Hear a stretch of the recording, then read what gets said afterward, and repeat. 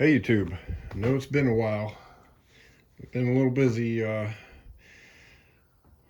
doing other things and waiting on some pieces parts, but we're making some pretty good progress on the old sporty drag bike here. So let's do a quick review on what we've done so far. I guess I'll just start right here. This is that cover that bolts on the side there. I put a little switch on it. It's waterproof from Dirty Air. Actually, it was from an old air ride system for my Road King. There we go, which I don't have anymore. I installed this fuse box, as I had previously mentioned. No stator, no charging system. It's going to be a total discharge system and take quite a bit of weight off the side there. As you guys can see,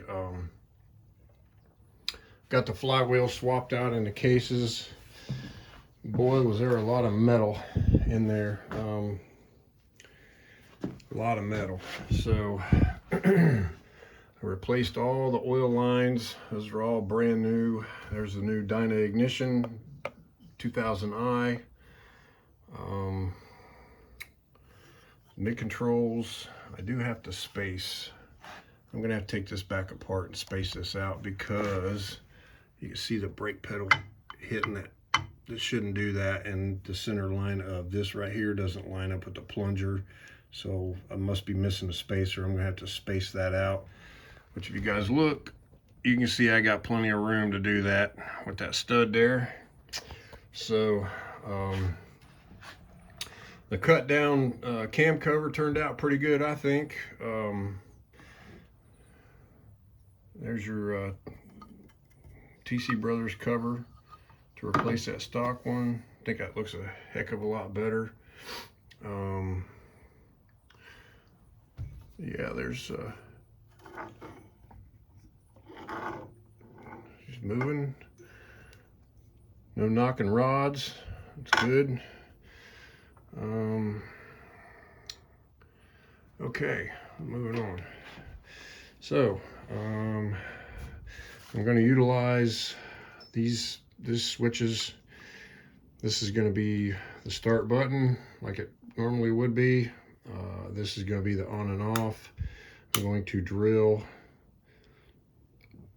a hole in this right here and screw a little eyelet in there so I can attach my tether to, so if I fall off the bike, it will pull that and shut it off. You can see I took the triple trees off, stripped them, painted them, re-greased the bearings.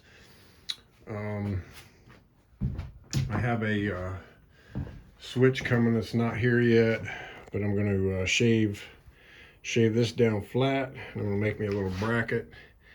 Bolts between here and comes over here to mount my little push button for the air shifter.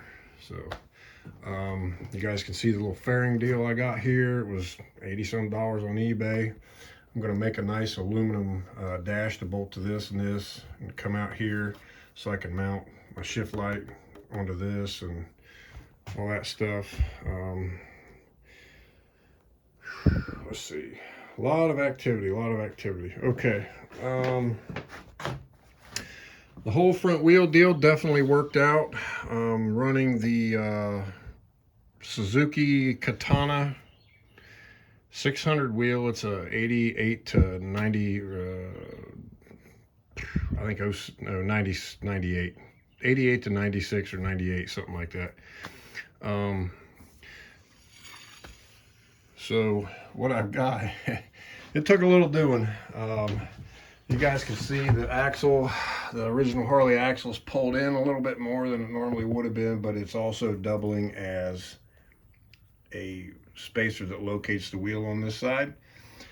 And on this side, it is the original Suzuki wheel spacer.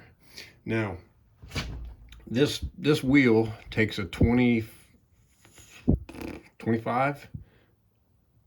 No, I don't remember what the millimeter size of it is. It's just a little bit over ½ inch. So I turned the Harley axle down to fit the bearings in the Suzuki wheel, and I had to make a sleeve Actually, my son-in-law done this machine work for me. Thanks, Walter. Appreciate that. But there's a sleeve to take up the difference between this hole, which I think is 5/8, and this one, and that axle's just under half, or just over half. It is really thin, like a 60,000 sleeve. But once I got this wheel trued up, it's kind of hard to see. You can see right there, I had to clearance those brake pads just a little bit so them rivets would clear. But that thing works like butter, man. It's perfect. It is a little closer to that side than it is this side, but it's worth it to get that brake to line up. Can't mount a fender on it, so, which I don't really care. It's just something else that weighs. Took the those chrome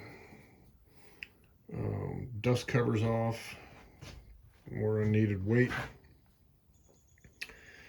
Right now I've got lifters soaking. Those are brand new Jim's lifters. We did install the Andrews N4 cams. There's a little bit of a snafu at Hammer. When I ordered my 1275 kit, they lost my order, so I had to restart it again. I'm not sure what exactly happened there, but I talked to, I believe his name is Lori there, and she got another one going, so hopefully I'll see that here pretty soon. And I got a two-in-one Cobra. Of course, I'm not going to put any of those heat shields on there. That stuff, I don't know. I'm just going to wrap these pipes. There's your 2-in-1 collector. There's the slip-on. It's not bad. I'm going to try it with the baffle in it at first and see how it goes. But here's the brackets and all that. Hey, look at there. HSR 42. Brand new Mikuni. So, I was able to find another sprocket for the back. For some reason, this conversion kit, they sent me this steel dude here that weighs, I don't know, I'll bet every bit of 2 or 3 pounds. So good company to work with. I used them for years. They made a lot of oddball sprockets for me. It's called Sprocket Specialists. Plan on spending 90 to 100 bucks on pretty much any custom sprocket that you want, but they'll build you pretty much anything you want for any bike you want, any tooth size, any chain pitch, all that. So it's worth it. I've never sent them a request that got turned down. They've always made a sprocket for me every time I've ordered some oddball stuff. But just wanted to touch base real quick. Oh yeah, I also got some black shocks. Got rid of those chrome ones. This one's still off because it's easier to get the chain and the wheel on and off that way until I get to it. Front end lowering strap. All I did here, you can see this is kind of floating on a pin. I drilled, or I didn't really have to drill. I tapped this to 3/8 16 and was able to run a 3/8 bolt with a sleeve that actually knocked right in that counter bore right there. Knocked right in that counter bore. And put a case hardened bolt, and I put a lot of Loctite on there, so you're not bound, and that's it. That's pretty slick. I think that'll work out pretty good. What else? There's a flurry of stuff. There's my buell heads. When my top end comes, I'll have a new set of springs and retainers and valves and stuff for those heads, so I'm gonna freshen those up. They'll have titanium retainers and beehive springs. And this wheel, man, I wish, I'm just gonna hang on to that, I think, until maybe this winter, and I'm gonna take that second swing arm and I'm gonna try to build a swing arm that I can make that wheel work and put it in the center of the bike somehow, some way. I'm probably going to have to buy a different front sprocket, but as you can see, I've got quite a bit of room to offset. It's my understanding the Softail model, which is the same spline as this, actually is a, I don't know, offset out this way, so that might help. But I'd really like to use that wheel because it's about 12 pounds lighter than that dude right there, and it looks a lot better. So I think that's about it for now. You see, I gotta put, I'm still waiting on my clutch to come in so I can put this side together. There's the motor sprocket with no stator on it. Nice and lightweight. If I had a lathe, I'd probably put that thing in a lathe and turn some meat off of it, try to lighten it up a little bit more, but I think that'll suffice right there. It won't go crazy.